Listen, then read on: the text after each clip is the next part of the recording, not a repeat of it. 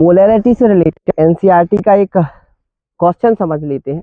Question है कि 30 ml solution है जिसका वॉल्यूम कितना है 30 ml, जिसको हम V1 मान लेते हैं, और उसकी मोलैरिटी है 0.5 मोलर मतलब मोल पर लीटर, जिसको हम M1 मान लेते हैं। तो वो कह रहे हैं कि अगर मान लीजिए हमने पानी मिला दिया, डाइल्यूट कर दिया सोल्यूशन को, है ना, अभी मतलब H2SO4 पे कोई चेंज नहीं लेके आए हम, H2SO4 की मात्रा तो उतनी है, लेकिन हमने पानी मिला के डाइल्यूट कर दिया, तनु कर दिया, पतला कर दिया सोल्यूशन को, मतलब उसको 500 ml तक पहुंचा दिया।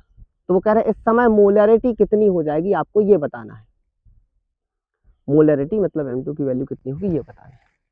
तो ये बड़ा ही आसान क्वेश्चन है। अगर हम इसको समझें तो सबसे पहले एग्जाम्पल के तौर पे हम एक कंसेप्ट समझना चाहेंगे। पहले मान लीजिए हमने 100 ml सोल्यूशन बनाया हुआ है, कितना है 100 ml, और इसमें हमने 5 मोल मिलाए हुए हैं नमक के, ठीक है, नमक है। इस समय पूरी कहानी हम समझ लेते हैं। कितने मोल है 5 मोल, इसको हम N कहेंगे, ठीक है। टोटल सोल्यूशन का वॉल्यूम कितना है, इसको हम V1 कहेंगे, 100 ml है। इस समय अगर हम मोलैरिटी निकालें तो मोलैरिटी का फॉर्मूला क्या होता है, number of moles per litre of solution, ठीक है, ऐसे ही होगा। अब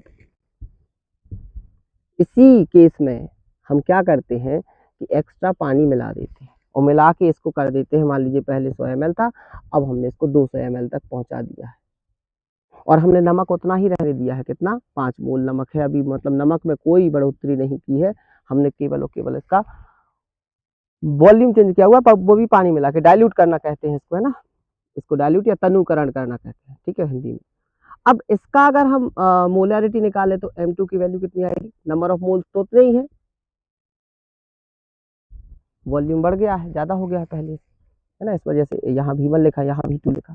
अब अगर हम इसको अरेंज करें तो N1 V1 is equal to हो जाएगा N, तो M2 V2 is equal to हो जाएगा N। आप देख सकते हो दोनों इक्वेशन में दोनों वैल्यू N के बराबर है, इस वजह से वो आपस में भी बराबर होंगी। तो एक कंसेप्ट बन जाता है M1 V1 is equal to M2 V2।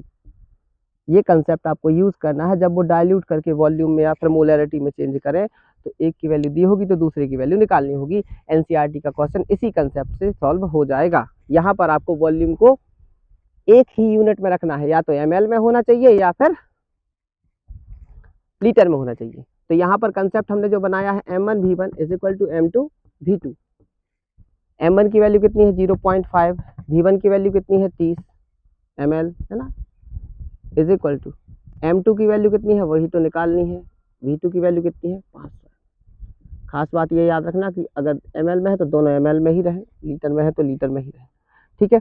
अब यहाँ से M2 की वैल्यू कितनी आ जाएगी 0.5 इंटू 30 डिवाइडेड बाय ml है, ठीक है, 500 ml, ठीक है। ml से ml कैंसिल हो जाएगा, 0 से 1 0 कैंसिल हो जाएगा, ये कितना हो जाएगा 15/10 डिवाइडेड बाय 50।